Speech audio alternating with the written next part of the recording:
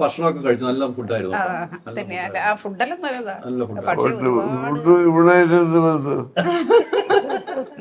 ആവശ്യത്തിലധികം അതല്ല, ഇവിടെ ഉണ്ടാക്കിയിട്ടില്ലല്ലോ, ഇല്ല, ഒരു ബന്ധമില്ലല്ലോ. അത് ശരി, അതാണ് പറഞ്ഞത്. എന്ത് ബന്ധമൊന്നും ഇവിടെ അത് ബന്ധമില്ല, ഒരു ബന്ധവുമില്ല. ഇവളോട് കുറച്ച് കർശനമായ ചോദ്യങ്ങൾ ചോദിക്കണം. ഇവള് ഭയങ്കര തട്ടിപ്പ് വരെ. അപ്പൊ എന്തായാലും നല്ല ഫുഡായിരുന്നു. നല്ല വിഷയം. നല്ലവണ്ണം ചൂടുവെള്ളമൊക്കെ ചൂടാക്കും. അതല്ലേ നല്ലോണം പല ടൈപ്പില് വെള്ളം ഉണ്ടാക്കും. പല ചൂടില്.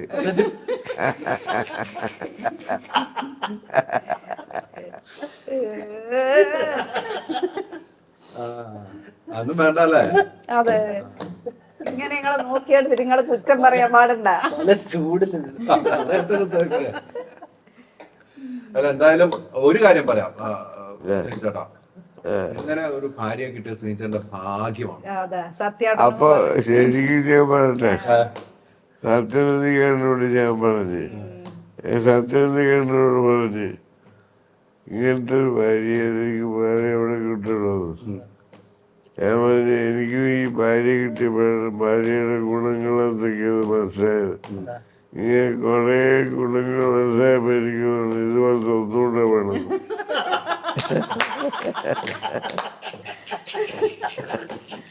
അപ്പൊ കുറച്ചുകൂടെ രസമായിരിക്കുമല്ലോ. ഒന്നുകൂടെ വേണമെന്നാ? അതെ, ഇതുപോലത്തെ ഒരെണ്ണേ ഉള്ളൂ. അതാ സത്യായിട്ടും പറഞ്ഞത്, ഇതൊന്നേ ഉള്ളൂ. ഇതുപോലത്തെ വേറെ കിട്ടില്ല. ഇതില് നല്ലത് കിട്ടും. ഇതുപോലത്തെ കിട്ടൂല, ഇതിന് നല്ലത് ചിലപ്പോ. ഇവിടെ വരുന്നയാളോട് എന്റെ സുഹൃത്തുക്കളോട് ഞാൻ പൊന്നുപോലെ നോക്കുന്നത്, പൊന്നുപോലെ നോക്കുന്നത്. അപ്പൊ ഞാൻ നീ ഇങ്ങനെ സ്ഥിരമായിട്ട് പറയുന്നില്ല പൊന്നുപോലെ, ഇപ്പം അങ്ങനെ തോന്നുന്നില്ല. കുറച്ച് വ്യത്യാസമുണ്ട്. പൊന്നിങ്ങനെ വില കൂടിക്കൊണ്ടിരിക്കില്ല, ഇപ്പൊ ചെമ്പ് പോലെ തോന്നുന്നു.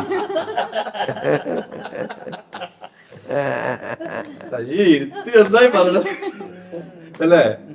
മറുപടി ഒന്നും കൊടുക്കുന്നില്ല. അതിനുവേണ്ടി ശ്രീചേട്ടൻ ചോദിക്കും. മറുപടി പറയാത്തോണ്ട് ഒരു മറുപടി പറയാം. അപമാനിക്കുക അല്ലേ? അത് തന്നെ മറുപടി ഇപ്പൊ എന്തെങ്കിലും പറയാം. പാട്ട് പറഞ്ഞു തോന്നുന്നു. ഇതിനെന്ത് മറുപടിയാ പറയാ? ഇതിന് മറുപടി എന്നോടൊന്ന് പറയും, ഇതുപോലത്തെ ഒരു അമ്മേനെ ഇവിടെ കിട്ടുന്ന ചോദിക്കല്ലേ? ഞാൻ ഇലക്ട്രിക്കിനോട് ചോദിക്കും, ഇതുപോലത്തെ ഒരു അമ്മേനെ ഇവിടെ കിട്ടുമല്ലോ. കിട്ടൂല്ലോ. കിട്ടും.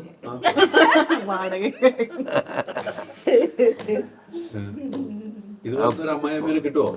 ഒരിക്കലും ഇല്ല. നല്ല കുട്ടികൾ അങ്ങനെ കളിയാക്കി പറഞ്ഞ പോലെ ഉണ്ടാകും. കളിയാക്കൂല. ഞാൻ ആയിരം പ്രാർത്ഥിച്ച് കിട്ടിയതാ, പിന്നെ എന്ത് കളിയാക്കും? യേശുവിനെ ഞാൻ കോളേജിൽ പഠിക്കുന്ന കാലം യേശു എന്റെ കൂടെ ഉണ്ട്. യേശു വേറിയല്ല, യേശു ഭഗവാൻ. രാമേന്ദ്രൻ പോലെ രാമേന്ദ്രേട്ടൻ വീട്ടുന്നത് ഒന്ന് അന്വേഷിച്ച ഒരു പ്രപ്പോസലാ. അതപ്പോ പാവോ അതുപോലെ വേറെ ആളൊന്നും ഓർത്തുപോയി. യേശുദേവൻ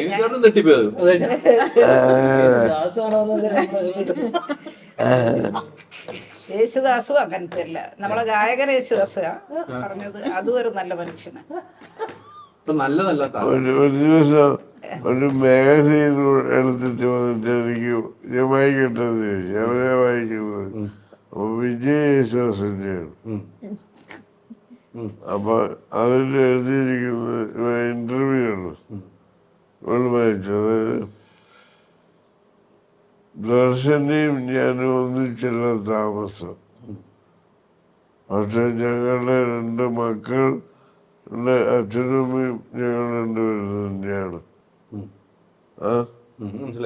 ഞാൻ പറഞ്ഞു അങ്ങനെ തന്നെയാ പറ്റും നമുക്കൊന്ന് ചോദിച്ചു.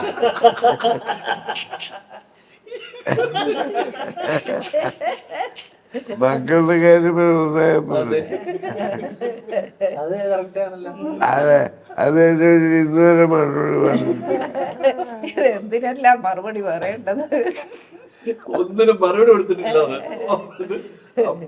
ആ മനസ്സിലുള്ളത് കറക്റ്റ് ചോദിച്ചോടാ. ഈ രണ്ട് മക്കൾ അല്ലേ, ഇത് നമ്മൾ ഈ സിനിമയിലൊക്കെ ഒത്തിരി സപ്പോർട്ട് ചെയ്യുന്നുണ്ട്, ഒത്തിരി സപ്പോർട്ട് ചെയ്യുന്നുണ്ട് മക്കളെ, അച്ഛന്മാര്, അങ്ങനെയൊക്കെ നമ്മൾ ഈ ശ്രീചേട്ടൻ ഇന്ന് വരെ ഇവരെ സപ്പോർട്ട് ചെയ്തിട്ട് ഇവര് വഴി വെട്ടി തെളിച്ചാണ് സിനിമയിലേക്ക് വന്നത്. അതെന്താണ് സപ്പോർട്ട് ചെയ്യുക? അതൊരു സിനിമയിൽ അഭിനയിക്കാൻ ചാൻസ് ഒന്നും ഒരു സപ്പോർട്ടും ചെയ്തിട്ടില്ല. അതെന്താണ്? ഇവരൊക്കെയുള്ള കഴിവിൽ എനിക്ക് വിശ്വാസമുണ്ട്. സപ്പോർട്ട് ചെയ്തിരുന്നെങ്കിൽ കുറച്ചുകൂടെ ഉയരങ്ങളിലെത്തിയതിന് ഉറപ്പല്ലേ? അപ്പൊ ഞാൻ പോളിസി പറയുന്നതാണ്, ഉദയനാണ്. അപ്പൊ അതില് പാട്ടുകളുടെ കാര്യങ്ങൾ ഇങ്ങനെ വന്നപ്പോ ആര് മ്യൂസിക് ചെയ്യണം, റോഷൻ ചന്ദ്രൻ സംസാരിച്ചുകൊണ്ടിരിക്കണം. ആരൊക്കെ ഏതൊക്കെ പാട്ട് ആരൊക്കെ പാടണം, ദീപക് ദേവാണ് മ്യൂസിക്കായിട്ട് തീരുമാനിച്ചത്. ദീപക് ദേവ് അങ്ങനെ പാട്ടൊക്കെ തീരുമാനിച്ചു. അപ്പൊ എന്നോട് റോഷൻ പറഞ്ഞു, ഒരു പാട്ട് നമുക്ക് വിനീതിനെ കൊണ്ട് പാടിക്കുന്നത്. അപ്പൊ അത് വേണ്ട, അതാ അച്ഛൻ നല്ല സപ്പോർട്ടല്ലേ അച്ഛൻ. ഞാൻ പറയാം കാരണം. അപ്പൊ റോഷൻ പറഞ്ഞില്ല, ഞാൻ അവനോട് ഇങ്ങനെ നമ്മൾ ഡിസ്കഷൻ ഫ്ലാറ്റില് ചെന്നൈയിൽ വരുമ്പോൾ അവനോട് ഞാൻ പറഞ്ഞതാണ് ഒരു പാട്ട് നീ പാടുന്നത്. ഞാൻ പറഞ്ഞു എന്താ പ്രശ്നം ഞാൻ പറയാം. റോഷന്റെ ആദ്യത്തെ സിനിമ ഇത്. ഞാൻ സിനിമയിൽ ഒരുപാട് കാലമായി.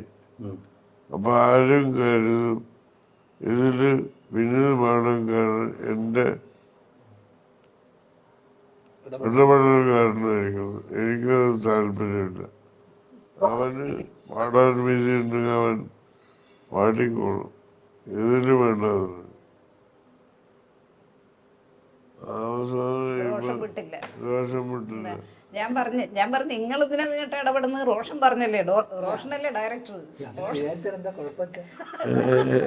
അങ്ങനെയൊന്നും ആൾക്കാർ വിചാരിക്കാൻ പോകുന്നില്ല എന്നെല്ലാം അതൊന്നും വിചാരിക്കാനൊന്നും പോകുന്നില്ല. എല്ലാവരും അപ്പൊ രാത്രി എന്നോട് പറഞ്ഞു ഇത്. ഞാൻ പറഞ്ഞു ചേട്ടാ അങ്ങനെയൊന്നും ആൾക്കാർ വിചാരിക്കാനും പോകുന്നില്ല. പിന്നെ റോഷനല്ലേ ഡയറക്ടർ, റോഷൻ പറയും പോലെ ചെയ്തോട്ടെ, നിങ്ങൾ ഇതിൽ ഇടപെടണ്ടെന്നല്ലേ ഉള്ളൂ. അങ്ങനെ പറഞ്ഞു. എന്തായാലും പാടിയതിനു ശേഷം ഞാൻ ഉൾപ്പെടെ എല്ലാരും വിചാരിച്ചു പറഞ്ഞിട്ടുണ്ടോ? ഇന്നലെ പോയി. ഇപ്പൊ എന്തായാലും പാടിയല്ലോ, എന്തായാലും എല്ലാരും വിചാരിച്ചാണ്. ആരും വിചാരിക്കും എന്നോട് വാക്ക് പറഞ്ഞു പോയതല്ലേ. റോഷന്റെ നിർബന്ധത്തിൽ പാടിയതാ. ക്ലിയർ ആയിട്ടുണ്ടോ? പക്ഷെ എനിക്ക് വേറൊരു ചിന്ത വന്ന്, ഞാൻ കാരണം അവനൊരു ചാൻസ് നഷ്ടപ്പെടുന്ന അവസ്ഥ ഉണ്ടാകുന്നില്ല. അപ്പോഴാണ് ഞാൻ സമ്മതിച്ചത്. ഓക്സിജനിൽ ഏപ്രിൽ 10 വരെ എസികൾക്ക് വമ്പിച്ച വിലക്കുറവ്. ഉടൻ ഷോറൂം വിസിറ്റ് ചെയ്യൂ. Oxygen, the cooling expert.